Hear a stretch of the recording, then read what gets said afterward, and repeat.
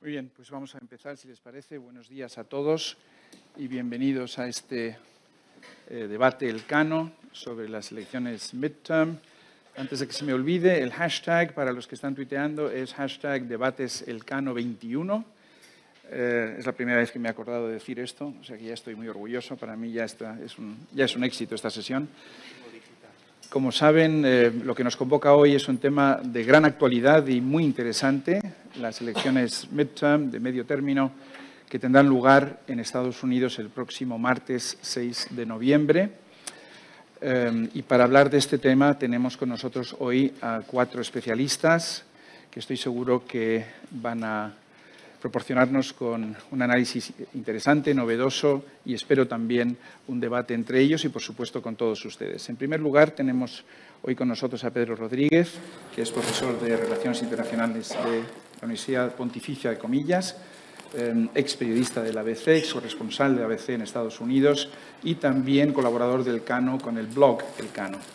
Muchas gracias, Pedro, por tu presencia. Tenemos también con nosotros a Carlota García Encina, investigadora principal del Instituto Elcano, que en estos momentos está elaborando además un informe sobre las relaciones España-Estados Unidos que esperamos poder presentar el año que viene y que será el primer estudio de estas características que vamos a publicar. Contamos también hoy con Carlos Fanganillo. Muchísimas gracias, Carlos. Es sin duda la cara más conocida en este panel, así que casi me da vergüenza presentarle. Carlos es un gran conocedor de Estados Unidos, ha sido corresponsal de Televisión Española durante 4 años, antes lo fue también en Moscú, y no lo digo solamente porque esté aquí delante, realmente es uno de los mejores periodistas de su generación y gran conocedor de los temas que hoy vamos a comentar. Y por último, last but by no means least, nuestro querido Paul Isbell, que fue en su día investigador principal del Elcano para temas de energía y cambio climático y en estos momentos es investigador senior asociado. Paul ha estado, por supuesto, buena parte de su vida en Estados Unidos, en Washington recientemente también bastante y ahora mismo reside en Madrid. Bien. Como verán ustedes, este debate ha suscitado bastante expectación y esto no debe sorprendernos por varios motivos, creo yo. Seguramente esta es la elección de medio término, los midterms más importantes que yo, por lo menos, recuerde en muchos años. Se está comparando en la prensa con las midterms de 1994, cuando se produjo la llamada Revolución Conservadora en la mitad del primer mandato de Bill Clinton, la revolución conservadora liderada por Newt Gingrich, que, por cierto, abro un paréntesis rápido para recordarles que Newt Gingrich ha vaticinado que los demócratas van a lograr el control de la Cámara de Representantes, de la Cámara Baja. Históricamente, como todos ustedes saben, las midterms han sido aprovechadas por los americanos, en cierta medida, para castigar al presidente que en ese momento ocupa la Casa Blanca y, de hecho, desde la Guerra Civil del siglo XIX, en 35 de 38 ocasiones, es decir, en un 92% de ocasiones, en estas midterms ha perdido el gobierno del presidente, el gobierno del partido que ocupa la Casa Blanca. Y según un informe de Brookings, de nuestros buenos amigos de Brookings, en las últimas 21 elecciones de medio término, de midterms, el partido del presidente perdió una media de 30 escaños en la Cámara de Representantes y una media de 4 escaños en la Cámara Alta, el Senado. Por lo tanto, históricamente esto ha sido lo habitual y una de las primeras preguntas que nos queremos hacer hoy es si esto va a ocurrir también el próximo 6 de noviembre. ¿Qué está en juego? Muy rápidamente, como saben, están en juego muchas cosas. Están en juego los 435 escaños de la Cámara de Representantes, de la Cámara Baja, es decir, la totalidad de la Cámara de Representantes de los Estados Unidos. Están en juego también 35 escaños en el Senado y 36 gobernadurías estatales. Además, y esto lo olvidamos a menudo y quizás Paul y Carlos quieran, y Pedro y Carlota, por supuesto, también quieran hacernos algún comentario al respecto, están en juego miles de posiciones a nivel estatal y subestatal. Y quiero recordar en este sentido que nuestro querido Juan Linz, gran experto en política comparada, siempre nos recordaba en sus clases y en sus libros que la democracia americana es mucho más que unas elecciones presidenciales, que la verdadera democracia norteamericana se vivía a nivel estatal y subestatal. Por lo tanto, tengamos en cuenta que también hay mucho en juego a esos niveles. Resumiendo mucho y sin ánimo de prejuzgar el debate que vamos a celebrar, el sentido común nos dice que puede haber 3 posibles resultados. Estamos ante 3 posibles escenarios. En el primer escenario, digamos, el status quo sería un escenario en el cual los republicanos retienen su control de ambas cámaras. Como saben, en estos momentos los republicanos tienen mayoría tanto en la Cámara Baja como en la Cámara Alta, por lo tanto, el primer escenario sería un escenario continuista. Pero este escenario aparentemente continuista sería también un escenario absolutamente revolucionario, porque, como acabo de decir, lo normal es que el electorado penalice al presidente que ocupa el poder. Retener ambas cámaras supondría un éxito sin precedentes para el presidente Trump y esto sin duda tendría unas consecuencias también enormes sobre todo lo que podamos esperar de esta administración durante los 2 años venideros y probablemente también abriría las puertas a un segundo mandato de Trump en el 2020.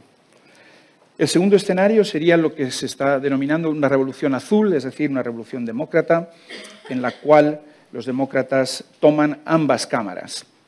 No solo la Cámara de Representantes, sino también el Senado. Este es un escenario muy poco probable. Prácticamente ningún especialista, ningún experto que yo haya consultado cree que esto sea posible.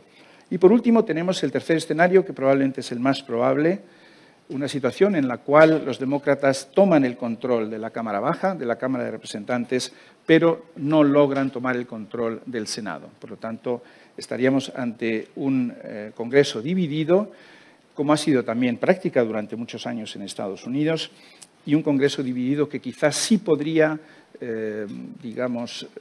imponer algunas condiciones a la administración Trump, o por lo menos más de lo que ha sido posible hasta la fecha.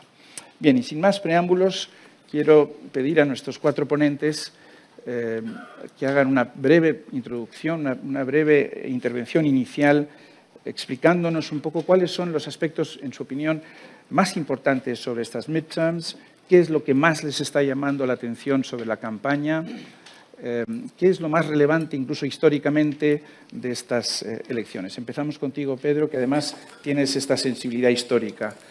Muchas gracias a los 4. Muchas gracias. Yo, de lo que estoy pendiente en estas elecciones, es de comprobar si todo lo que sabemos de la política de Estados Unidos es verdad. Este primer axioma que nos has comentado, como el partido que controla la Casa Blanca en las midterms pierde escaños, la media de escaños en la Cámara Baja es de 27 escaños, si esto se va a cumplir. Si la tendencia a que las presidenciales atraen suficiente número de votantes y las midterms muy pocos votantes, si esa tendencia también se va a cumplir.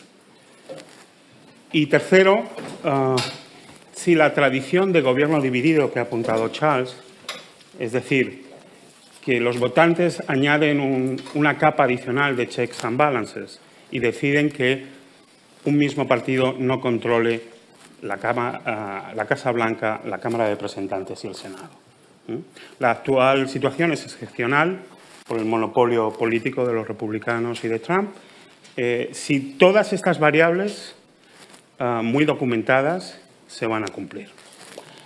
La segunda preocupación. A mí no me preocupa Trump, me preocupa el Partido Demócrata.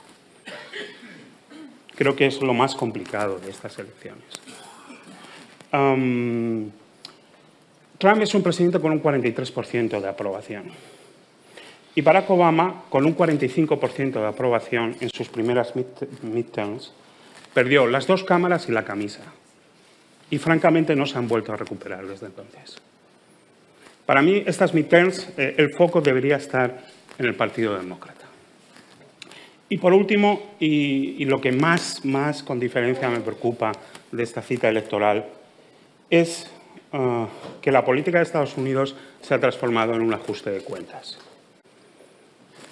Y lo que más me preocupa es el daño que los votantes que participan en este ajuste de cuentas están dispuestos a asumir contra sus propios intereses.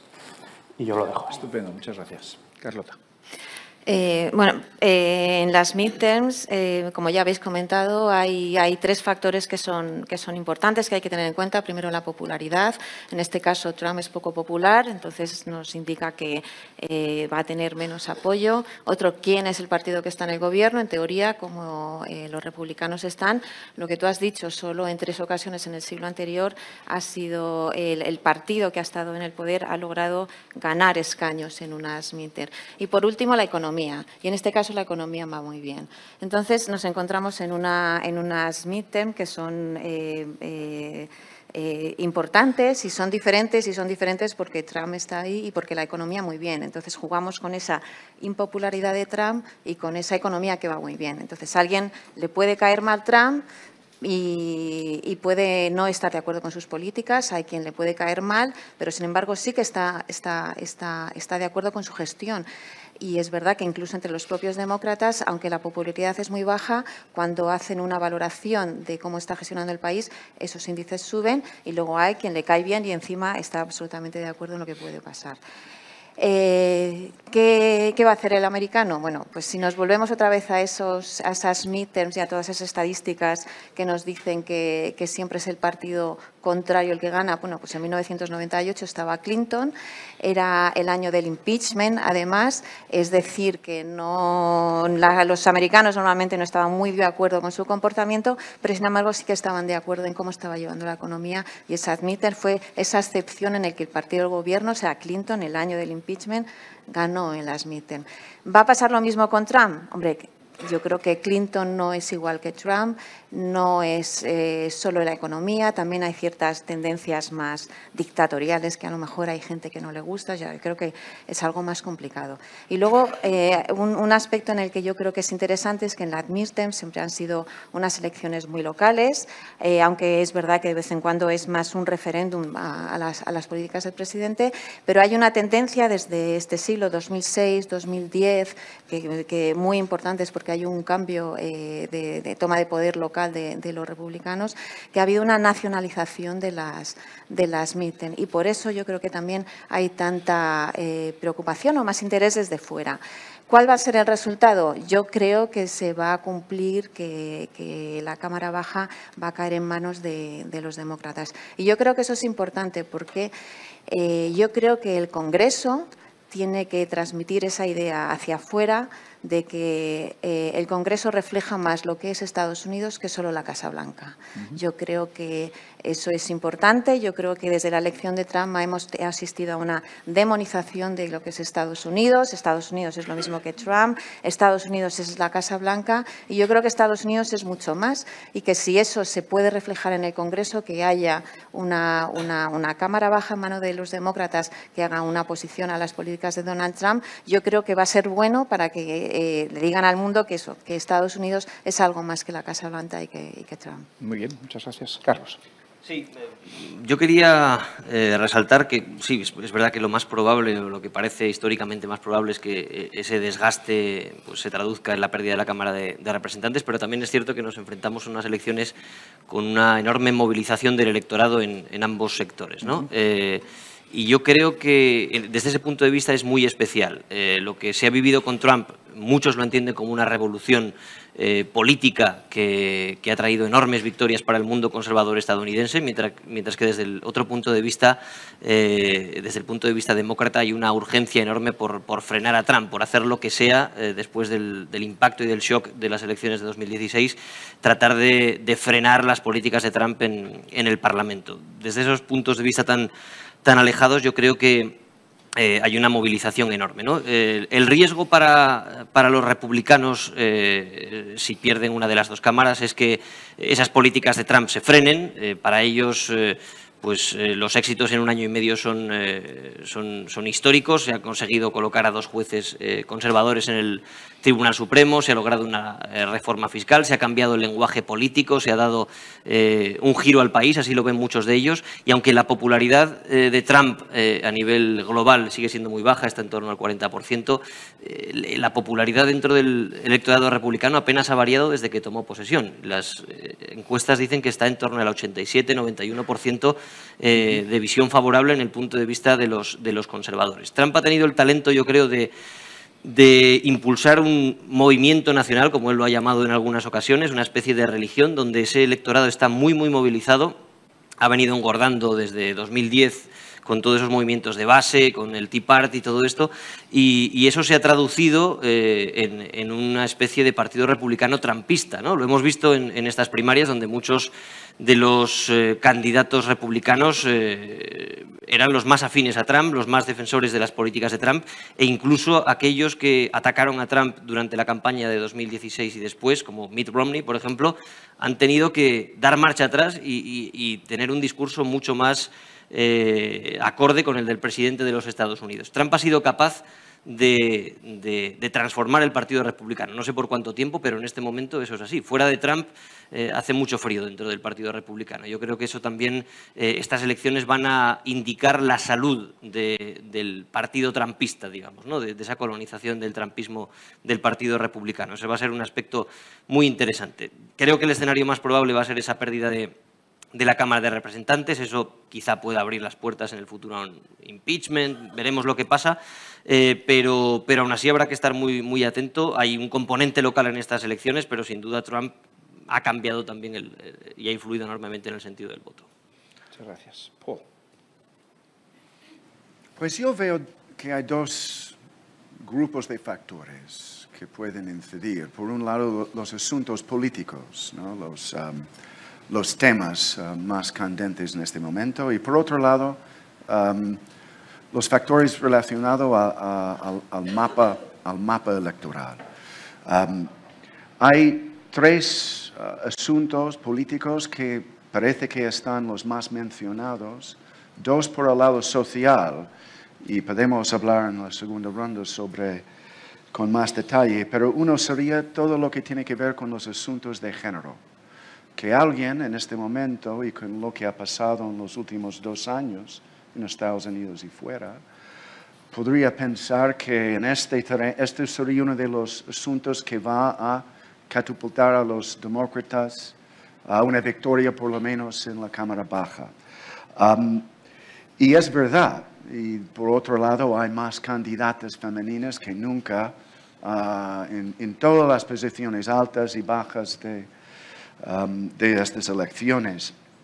De todas formas, este asunto ahora tiene doble fila, porque según los sondeos, lo que ha pasado en torno al proceso de confirmar a Brett Kavanaugh, el candidato y ahora el juez, el nuevo juez de la Corte Suprema, ha creado cierto backlash, y el presidente Trump en sus propios ratings, que van muy ligados a la perspectiva general de los republicanos, ha mejorado mucho desde el estalló esta controversia en septiembre. Y se puede percibir que nadie está satisfecho o nadie le gusta cómo nuestra imagen como Estados Unidos interna después de este episodio. Entonces, esto podría tener una doble fila. Luego tenemos la inmigración, que también ha enfocado al presidente en la supuesta caravana, la invasión que viene ahora hacia la frontera, y también se ve un repunte en la popularidad del presidente en relación temporal con este asunto. Brevemente, en la segunda ronda de la charla, comentaré sobre la economía. Pero probablemente, aunque se va bien, entre comillas, en los términos más superficiales de interpretación, probablemente va a dar igual. Porque que generalmente no incide en las parciales, sí en las presidenciales. Dos comentarios iniciales sobre el mapa. Yo también me subo a la idea, obvio en los sondeos, de que lo más probable es que los demócratas sí van a captar el liderazgo de la Cámara Baja. Por el lado del Senado, para bien o para mal para los demócratas, muchos de los que están, los escaños que están en juego ya están ocupados por demócratas. Y las campañas son muy rendidas, muy cercanas, los ponen todos los sondeos. Entonces, estructuralmente, por los números y por el lay of the land actual en el mapa, el Senado probablemente va a estar un poco demasiado lejos para alcanzar.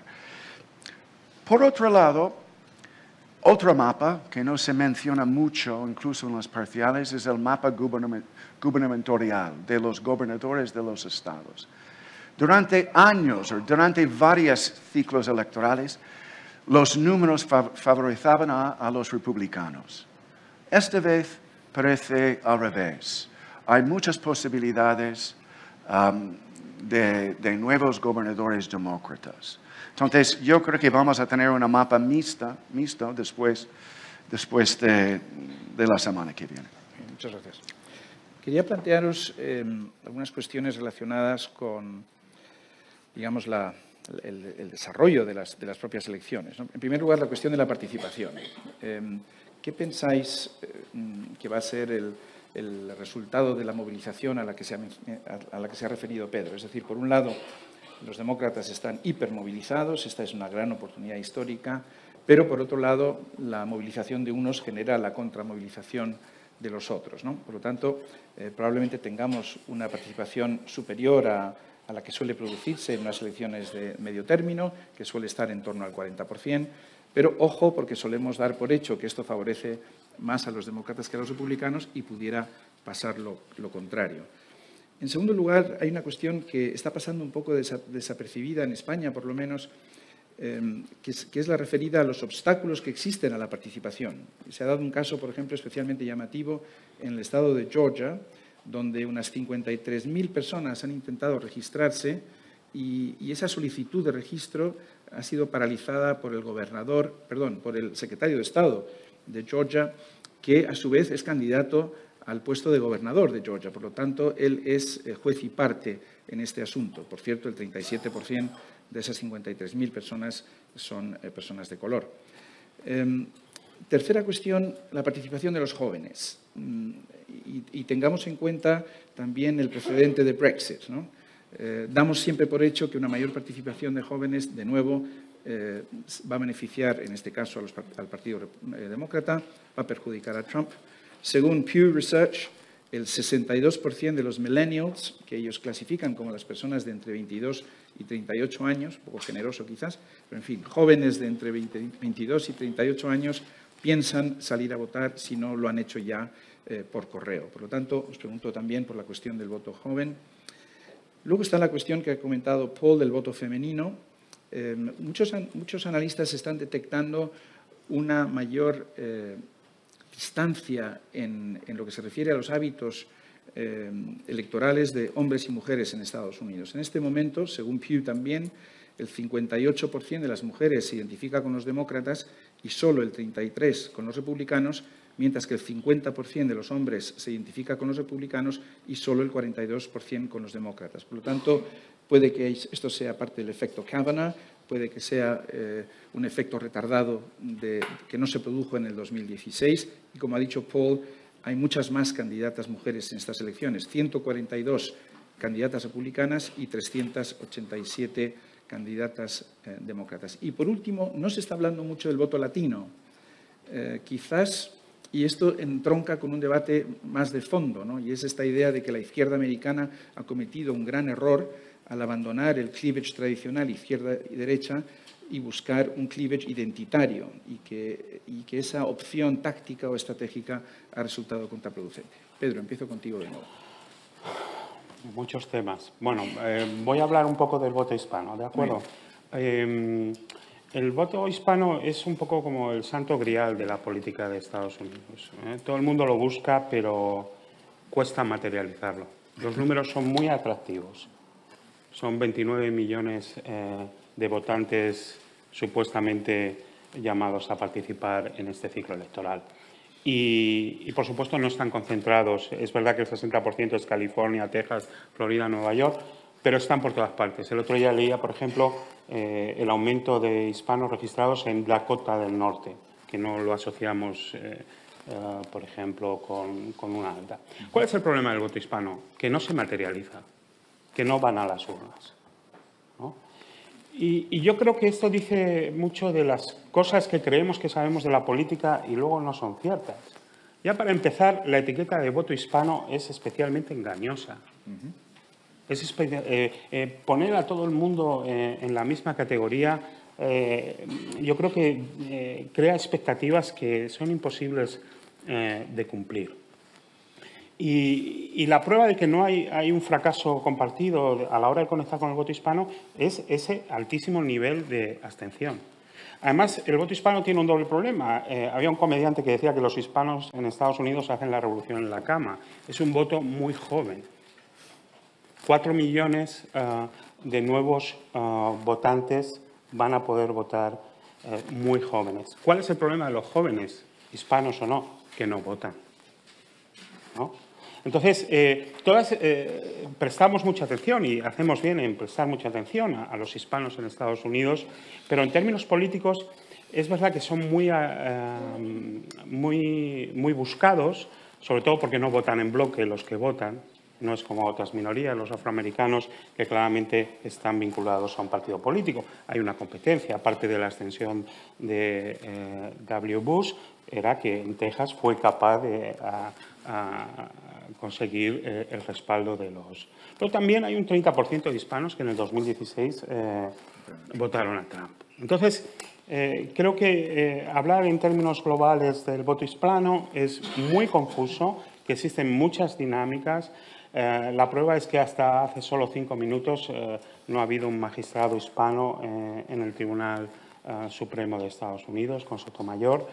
Y, en fin, ojalá todo cambie y se movilice y se materialicen las expectativas y se generen líderes capaces de entusiasmar. Pero yo creo que en este segmento del voto creo que hay un fracaso bipartidista en Estados Unidos.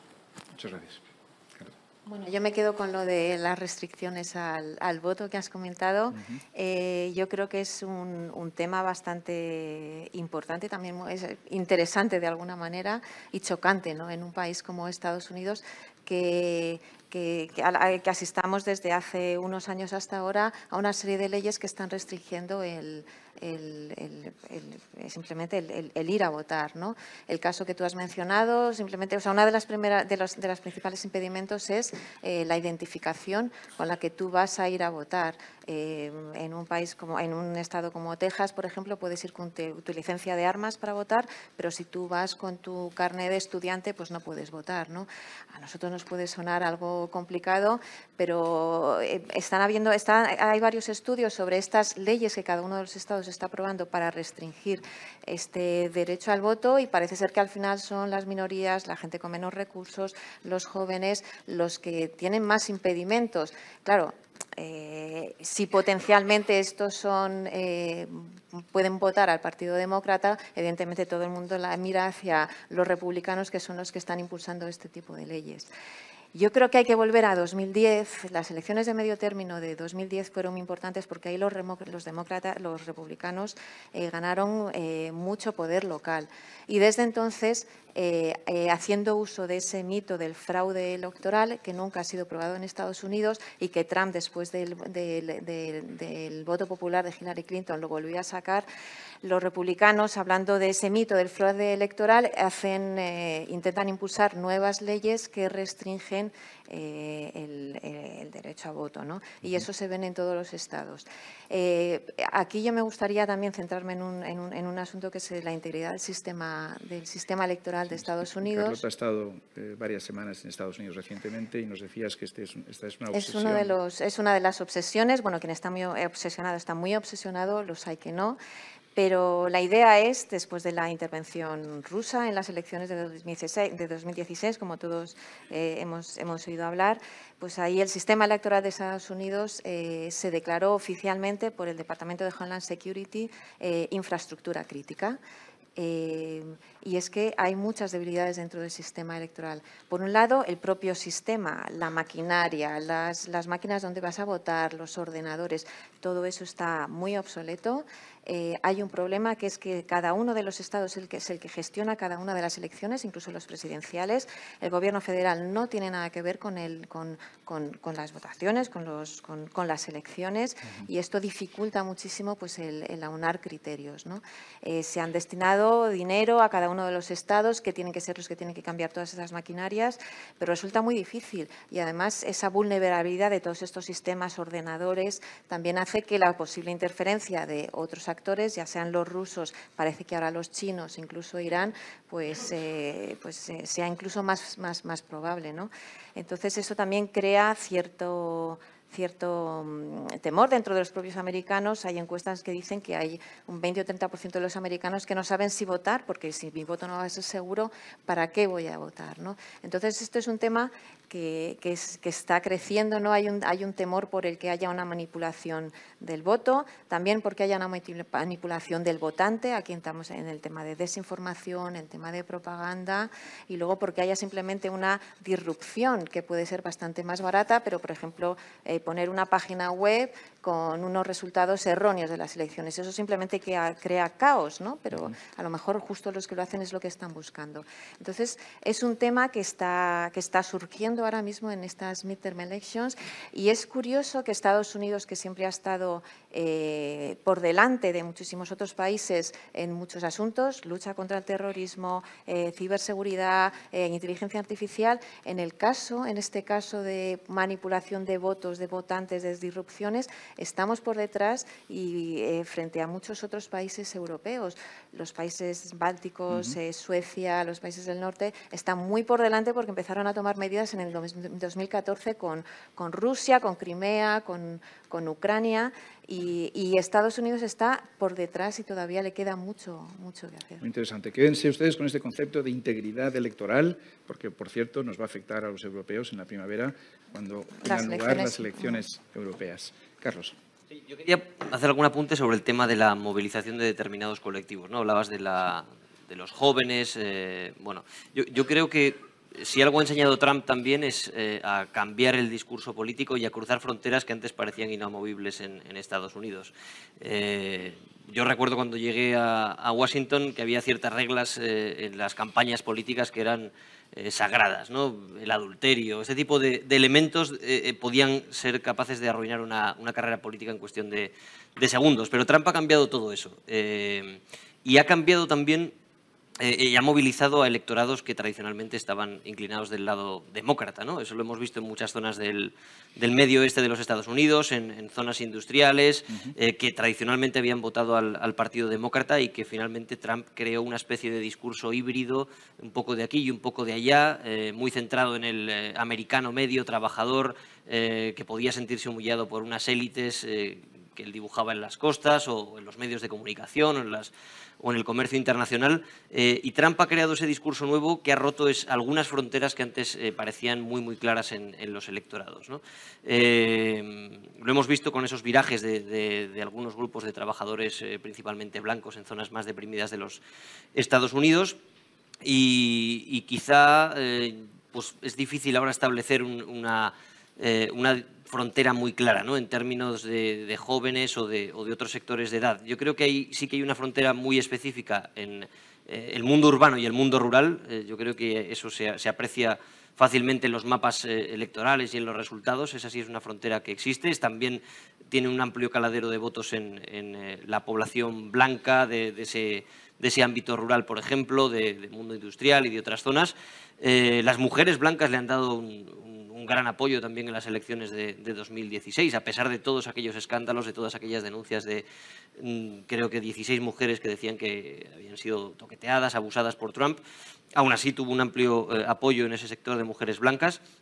Entonces, bueno, yo creo que esas reglas también han cambiado de alguna manera y veremos cómo evolucionan en estas elecciones de media legislatura. Respecto a lo que hablaba Carlota del tema de la interferencia, el miedo sobre todo a las intoxicaciones y a la seguridad de la votación. Obviamente ese miedo existe desde las elecciones de 2016, el tema de la interferencia rusa. También recuerdo que en 2017 los análisis que hacían los servicios de seguridad indicaban que no había pruebas de una interferencia en las máquinas de votación o que pudieran haber adulterado los votos. Pero es verdad que ahí se generó un gran miedo por el papel que pudo tener Rusia en el robo de correos electrónicos, etcétera, ¿no? Y de alguna manera también colea el asunto de las llamadas fake news, de toda esa intoxicación a través de redes sociales, que yo creo que se ha convertido también en una especie de cliché periodístico. Es verdad que está ahí, y que ha prosperado y que lo hace también en nuestro país y a través de WhatsApp y de muchas otras redes, pero yo creo que es bastante dudosa la influencia que luego ha tenido en el sentido del voto. Es verdad que puede tener una gran influencia en la radicalización de posiciones políticas ya existentes, quizá, de una simplificación y un empobrecimiento del mensaje político, pero al menos los informes o los estudios más serios que se han publicado últimamente en universidades, creo que Princeton sacó uno no hace demasiado tiempo sobre esa influencia real, era muy reducida, ¿no? Entonces, es verdad que se ha creado toda esa nube alrededor de las votaciones, de las interferencias extranjeras y tal, que evidentemente existieron en casos puntuales, pero no sé qué influencia real pueden tener después en el resultado de las elecciones. Gracias. Paul. Yo empiezo con un comentario breve sobre el voto hispano. Yo creo que es verdad que este bloque, digamos, inclina hacia los demócratas en general, pero como hemos visto en 2006 en las elecciones presidenciales, son algo más vulnerables a una atracción popular como Trump. Es que seguro que todos los hispanos en Estados Unidos tienen mucho más historia de seguir las aventuras del actual presidente que a cualquier otra figura republicana del día que puede estar ocupando el puesto.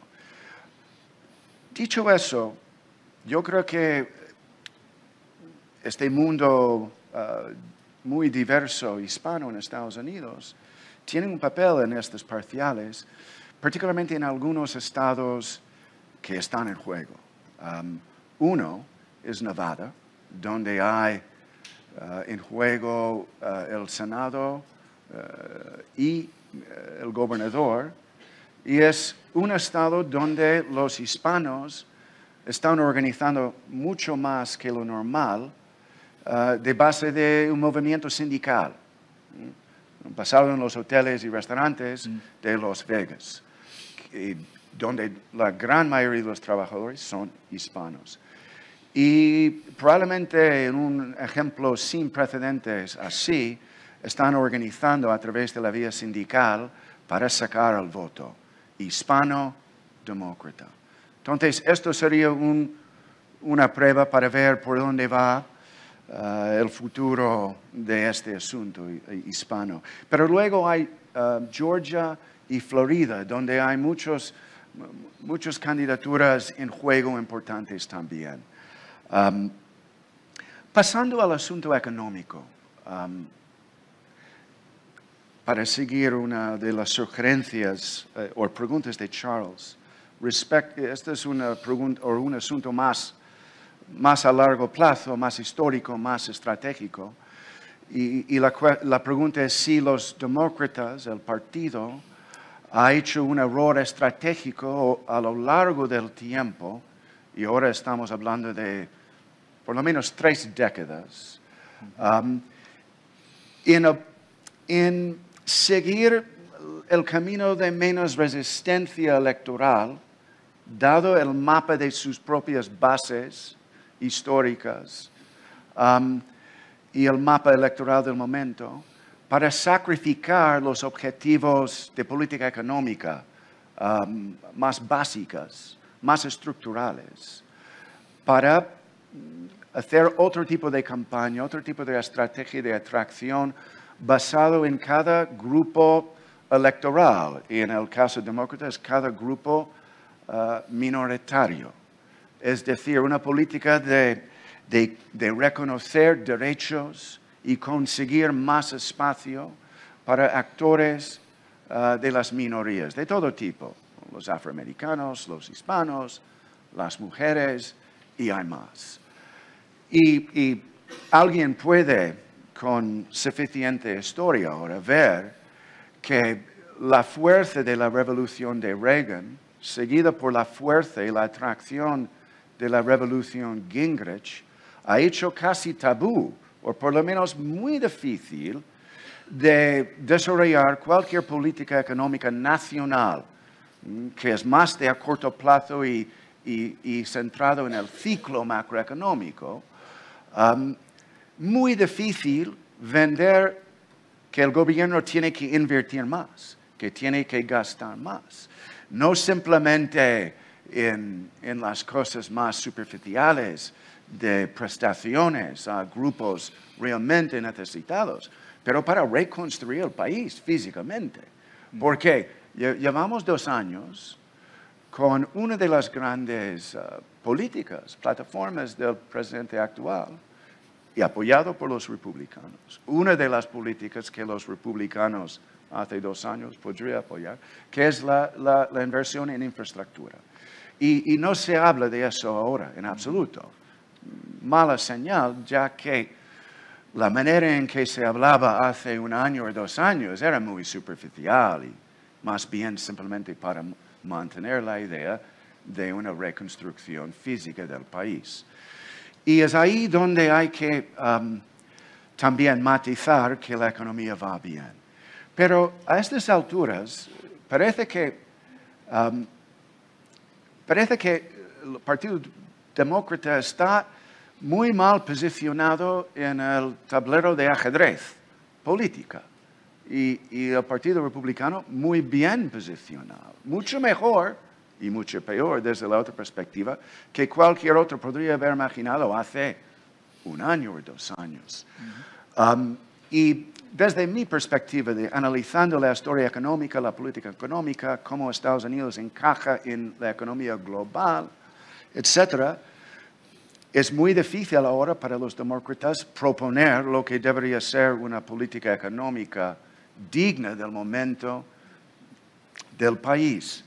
Y está un poco rehén a unos desarrollos de actitudes y percibidos derechos y percibidos destinos de algunos grupos electorales. Y es más difícil para un demócrata saber que los grandes apoyadores no ven que no son sus derechos de no ser ofendido en un campus universitario, pero más bien algo que estructuralmente puede cambiar el cuadro profundo de la economía, que hace como una broma la idea de que el desempleo está en su momento más bajo de la historia, cuando estructuralmente hay más de 15 o hasta 20% de la población que podría ser activa, que está más o menos estructuralmente excluido de caminos de mejoramiento. Y la paradoja más aguda para los demócratas es que gran parte de la gente que están en esta situación lo ven más creíble las proyecciones y cuentos y historias del presidente, que lo tienen como un héroe. Entonces, ahí está el tablero. Muy bien. Difícil. Antes de pasar a preguntaros sobre las consecuencias, las posibles consecuencias de estas elecciones, Me gustaría que os pronunciarais sobre los factores que, en vuestra opinión, más van a determinar o más van a influir en los resultados, ¿no? Tenemos, por un lado, la cuestión económica, como ya se ha dicho, una situación económica muy buena, el nivel de desempleo más bajo desde 1968-69, crecimiento acelerado, incluso todavía del 3% este año. Por otro lado, tenemos, y eso también matiza esta cuestión, el posible impacto de las guerras comerciales, de los aumentos de aranceles, y quería también que alguno de vosotros se pronunciara sobre esta idea de que los chinos han identificado aquellos estados en los cuales sus contramedidas, su respuesta a las medidas proteccionistas de Trump pueden hacer mayor daño, porque a China le interesaría, lógicamente, que el mandato de Trump fuese lo más breve posible.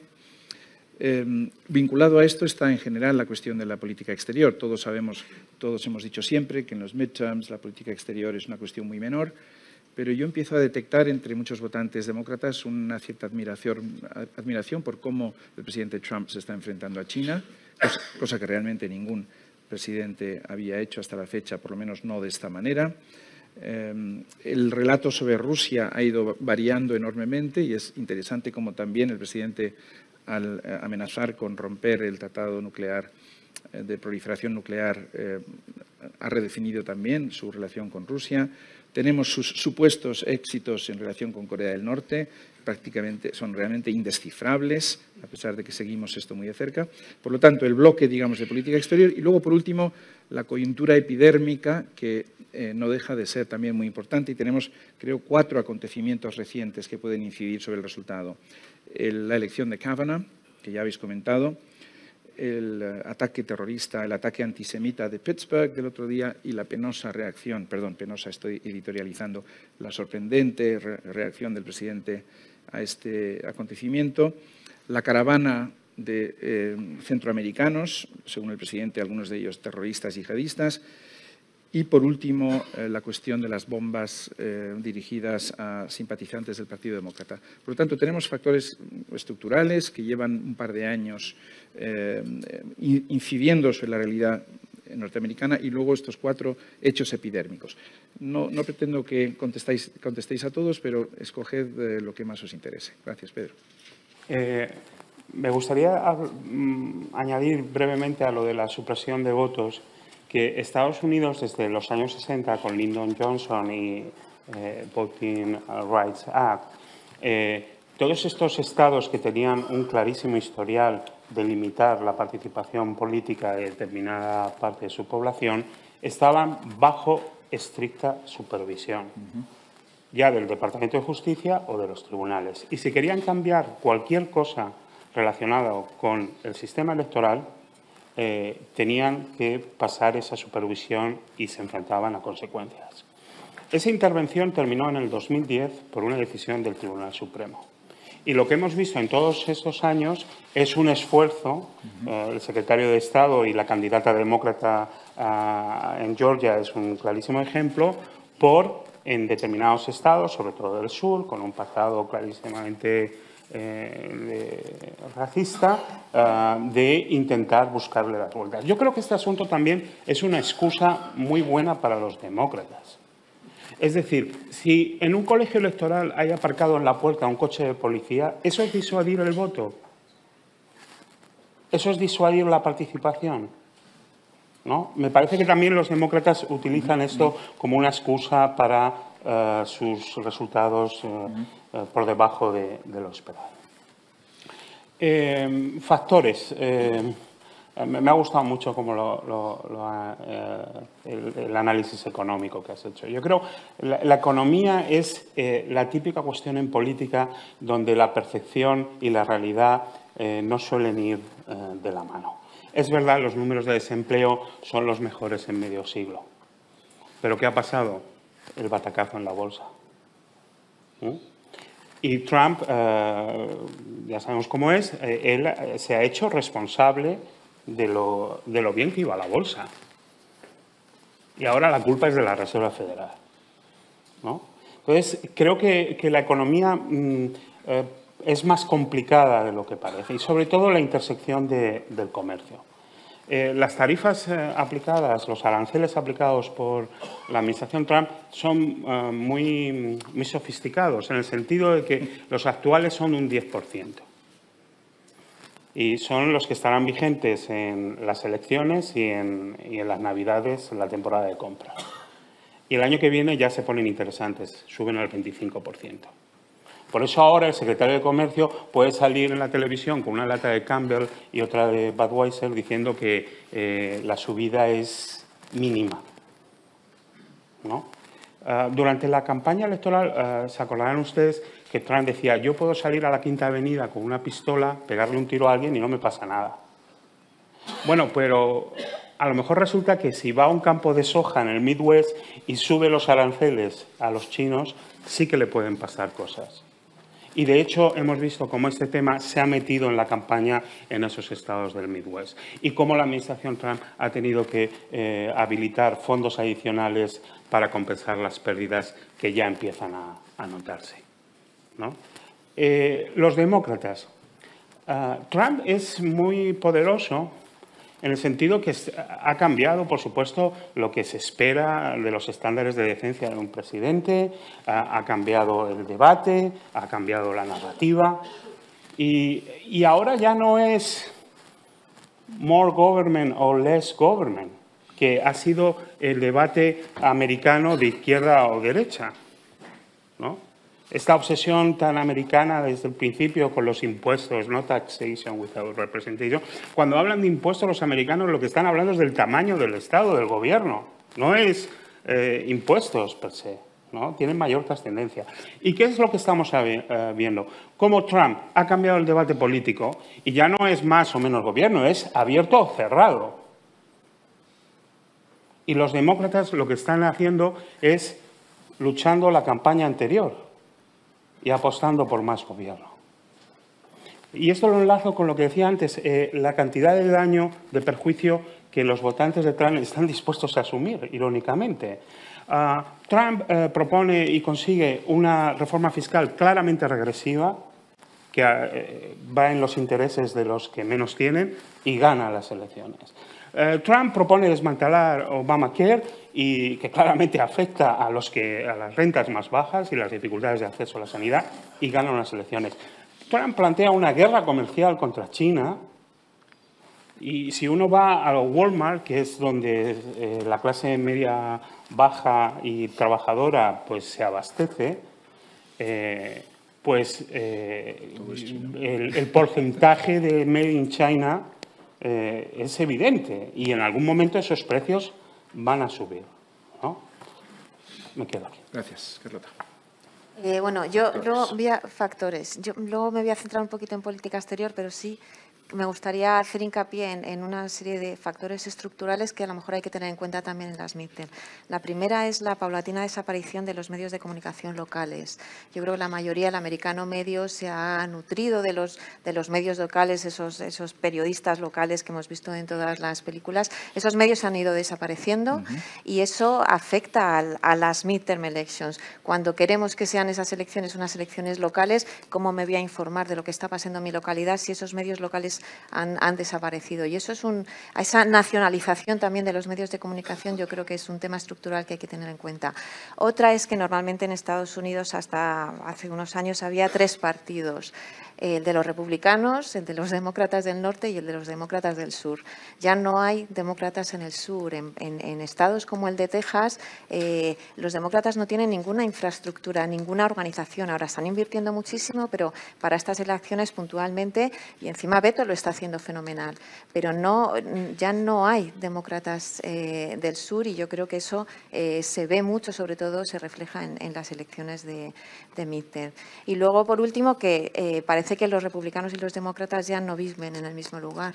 Los demócratas están en las costas, están en los pueblos donde hay una universidad y están en las grandes ciudades. En el resto están los republicanos. Y este clustering, yo creo que se ve muy evidentemente ahí. Y luego, por último, el tema del gerrymandering, esta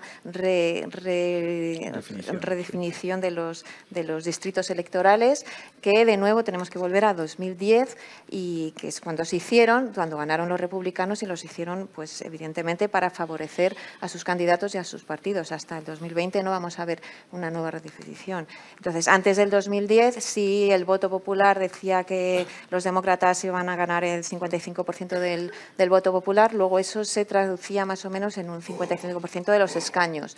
Hoy en día no es así, por eso hoy se dice que los demócratas tienen que ganar entre 7 y 11 puntos el voto popular por encima de los republicanos para mantener las midterms. Entonces, yo creo que esos son elementos que hay que tener en cuenta.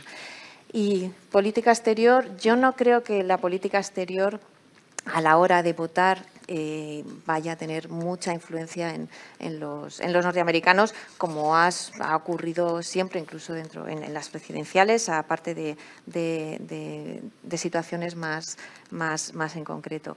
Pero yo creo que es muy importante que la Cámara Baja vuelva a los demócratas, para que el Congreso por fin pueda empezar a hacer otra vez política exterior. Según la Constitución, en el artículo 1 están todas las prerrogativas por las que el Congreso de Estados Unidos puede tomar decisiones y puede influir es quien declara la guerra, es quien decide dar la aprobación a los diplomáticos o no, es que tiene la prerrogativa en regular el comercio. Luego el presidente tiene otras y sobre todo desde el 11 de septiembre, es verdad que los presidentes en Estados Unidos han adquirido muchísima más poder en política exterior, y de alguna manera se acusa al Congreso de haber abdicado en sus responsabilidades de política exterior. Yo creo que ahora es el momento. El Congreso se ha quedado fuera en las cuestiones de Libia, en la cuestión de Siria, en las tropas en Afganistán, en las tropas en Irak. El Congreso de Estados Unidos no ha hecho nada. Y yo creo que ahora, y precisamente como excusa que tenemos a Trump en la Casa Blanca, es importante que el Congreso vuelva a tomar todas sus responsabilidades que por mandato de la Constitución tiene para influir en los temas de política exterior, y hay que aprovechar para estas midterms para que con los demócratas eso pueda ocurrir. Muy bien. Carlos. Acerca de la política exterior, quizá en estas elecciones no tenga tanta influencia, quizá más en unas presidenciales, salvo en esos aspectos que Pedro citaba, ¿no? El tema del enfrentamiento comercial con China, sí que en zonas específicas del país puede desgastar al Partido Republicano o a Trump por las consecuencias locales que puede tener. Y ese sí que puede ser quizá un factor que influya en el voto y que tiene que ver con la política exterior. En cuanto a la acción de Trump fuera, yo creo que es ciertamente desconcertante, sobre todo en las formas. Yo creo que los objetivos de Trump en política exterior realmente no están tan desatinados. Cómo lo hace y cómo lo pone en marcha y las brechas que abre con su manera de ser, eso sí es preocupante. Pero viendo los objetivos que ha fijado Trump, especialmente con China, no me parece en absoluto descabellado. Es decir, la competencia con China está en marcha desde hace ya mucho tiempo.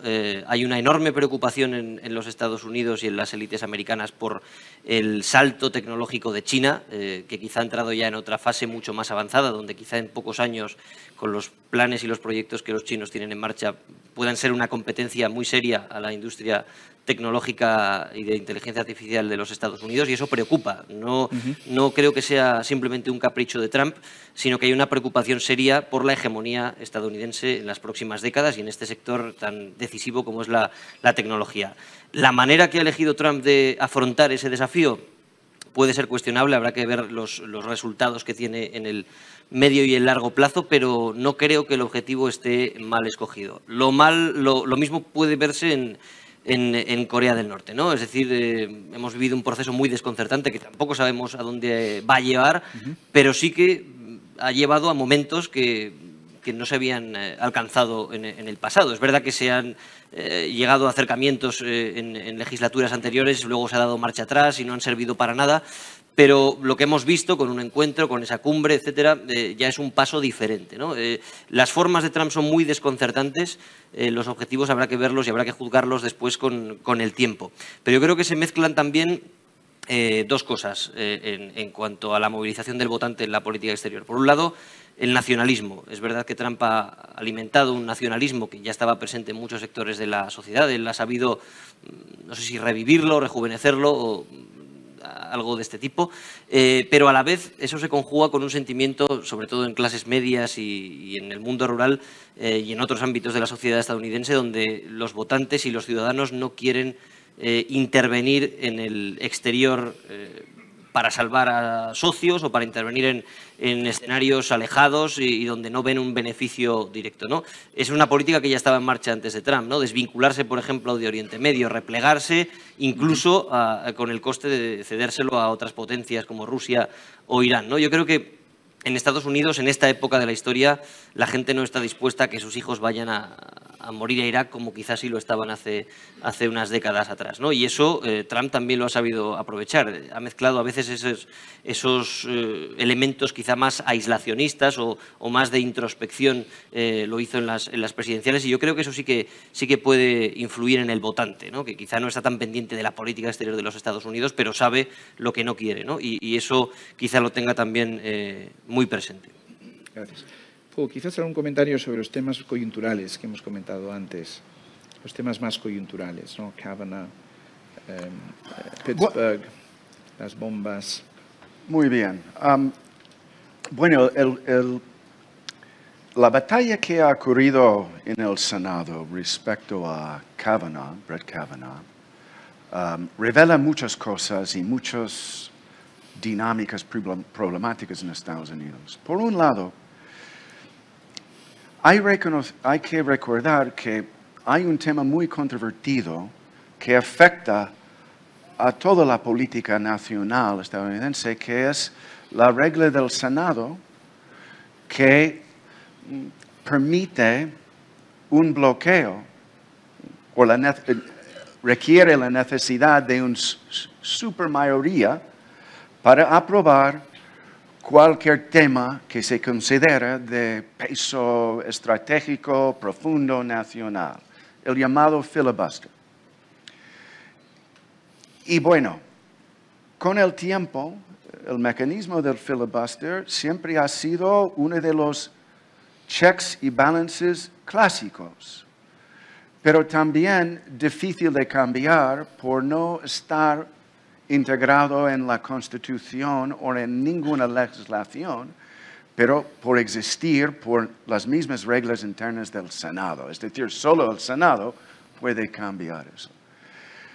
De todas formas, dado la fisiología del cuerpo político norteamericano y la naturaleza de los asuntos hoy en día y los cambios demográficos, se puede decir que el filibuster, esta necesidad de conseguir 60 votos en el Senado, que ahora se aplica a casi cualquier legislación, porque todo está en el enfoque de la gran batalla ideológico partidista, ha sido imposible cambiarlo para facilitar legislación en el Senado.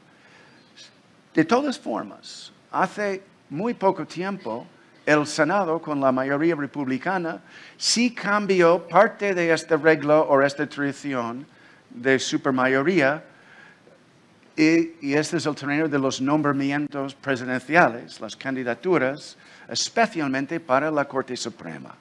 Entonces, Mitch McConnell, el líder del Senado por parte republicano, y sus senadores cambiaron hace poco esta regla. Entonces, para conseguir la confirmación de un candidato a la Corte Suprema, solo hace falta 50 o 50 más 1.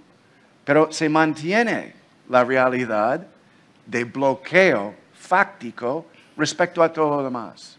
Entonces, esto se ha jugado muy en beneficio de la perspectiva conservadora en Estados Unidos, porque acaban de poner dos jueces muy conservadores para conseguir una mayoría clara que, según las biografías de los actuales, va a mantener una mayoría durante todo el horizonte que podemos ver.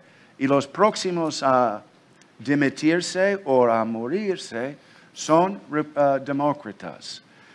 Entonces, hay una situación en que Kavanaugh debería haber sido fácilmente bloqueado en un contexto tradicional, pero ha tenido un camino muy fácil, pero para bien o para mal, envenenado por un intento demócrata de utilizar el tema de género muy candente hoy en día, y no hay sitio más que en Estados Unidos, para bloquear este nombramiento. Y en otro día, con el filibuster todavía vigente para los nombramientos de jueces, probablemente esto no hubiera ocurrido. No hubiera sido necesario intentar parar por crispación generado a través de los medios en un caso que, bueno, era muy difícil para mucha gente pensar que esto realmente es legítimo en este momento. Por ser una batalla a la muerte, parece, política, todo vale, parece. Pero ha envenenado mucho más que hemos tenido el ambiente social, cultural y el estado de las guerras culturales. No sé si debería comentar más al respecto. Bien. Vamos a hacer una última ronda entonces y pasamos rápidamente al debate sobre las posibles consecuencias. Se habla mucho del posible impeachment, pero como saben todos ustedes, el impeachment se puede aprobar con una mayoría simple en la Cámara de Representantes, pero requiere 2/3 del Senado.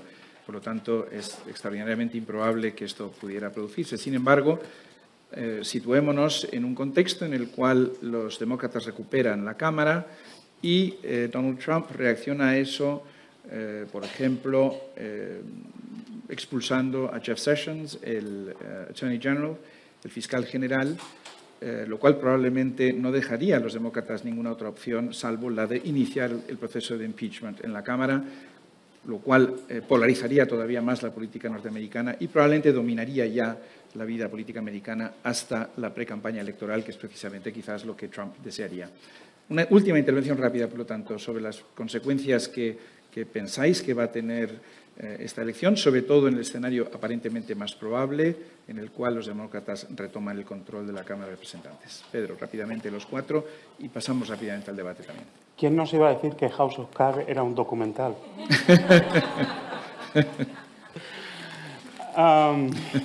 Vamos a ver. Impeachment es juicio político. Y la Constitución hereda esta idea de que las autoridades rindan cuentas de la tradición británica y delimita bribery, treason y other high crimes and misdemeanors. Bribery es corrupción. Todos sabemos los problemas que Trump tiene para separar sus negocios, su familia, la acción de gobierno, en fin. Yo no estoy diciendo que haya algo, pero hay un frente abierto. Treason, si los rusos te ayudan a ganar unas elecciones, pues, en fin, yo no sé lo que va a salir de la investigación del fiscal Mueller, vamos a ver, pero ahí hay un frente abierto. Otras consideraciones de abuso de poder también están presentes. Un impeachment no sirve para revertir el resultado de unas elecciones. Un impeachment no es una moción de censura, ¿no? Es algo muchísimo más complicado. Por supuesto que los votantes demócratas, pues, claro que quisieran tener un impeachment. Claro que consideran que Trump se ha pasado muchos pueblos y que tiene que rendir cuentas por ello. Y que ha llegado el momento en que el sistema recuerde quién está a cargo, we the people, ¿no?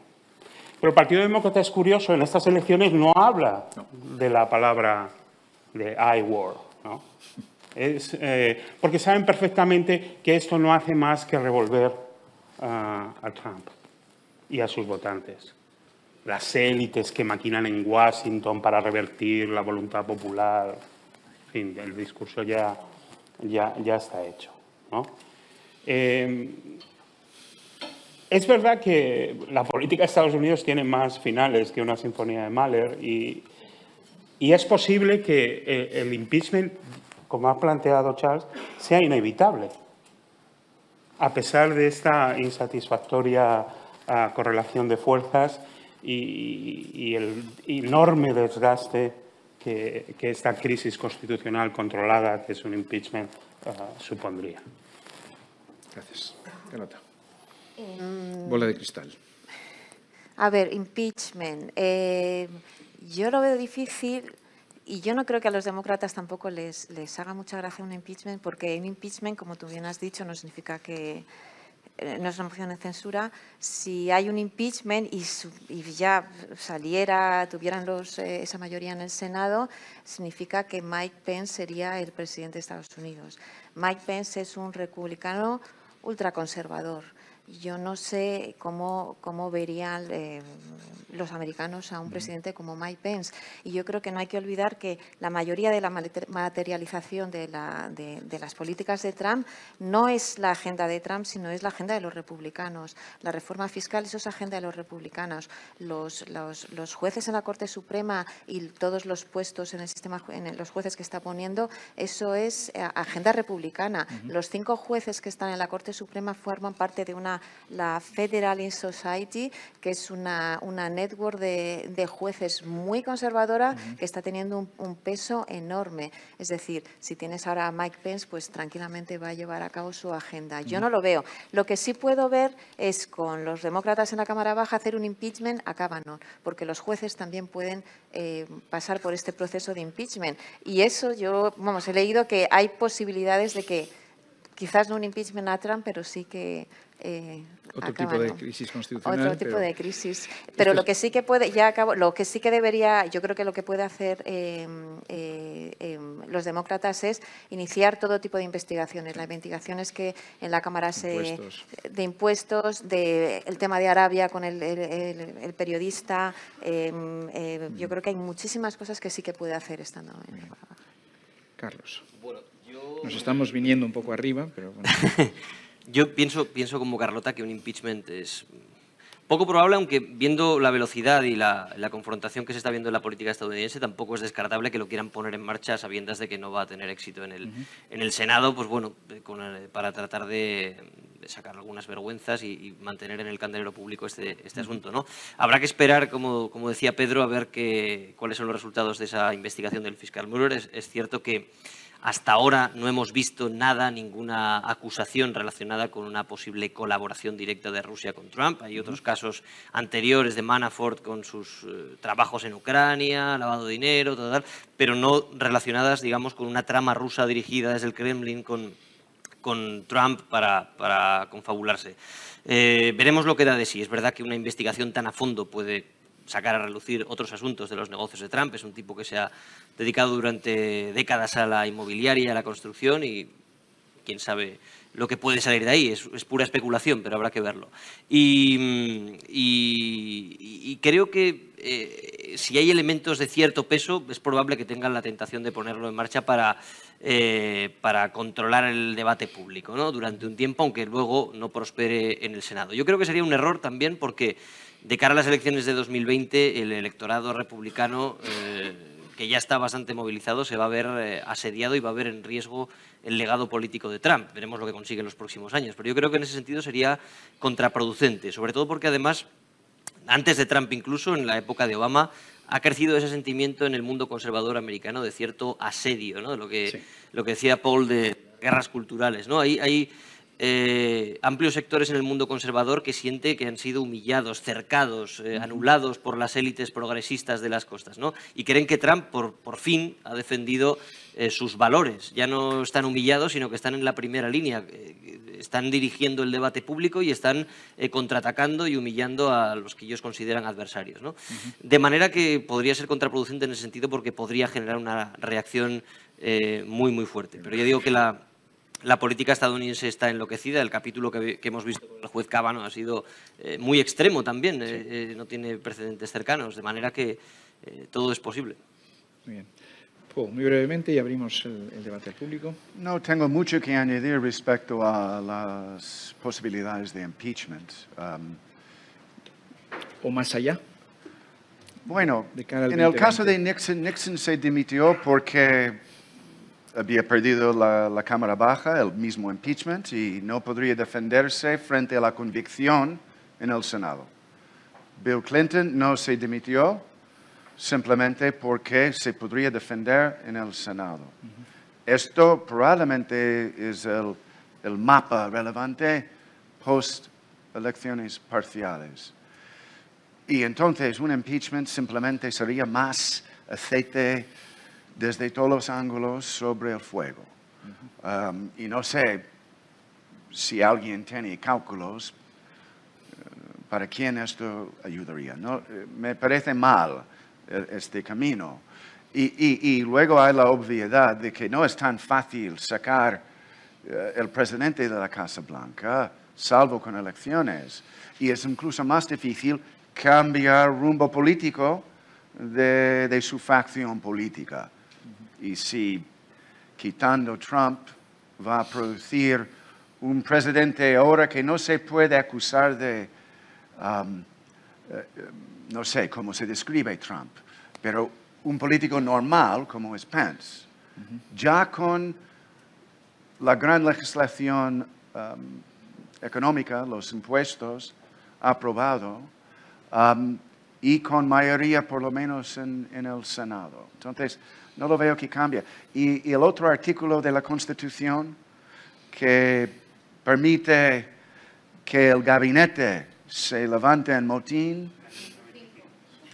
lo veo incluso más difícil, porque no estamos hablando de gente mayoritariamente demócrata, estamos hablando de aliados propios, de dedazos, y sigue Pence justo detrás. Entonces, más al futuro, yo veo más posibilidades intentando imaginar en qué circunstancias vamos a ver la próxima relevo de la política nacional, el relevo de la Casa Blanca.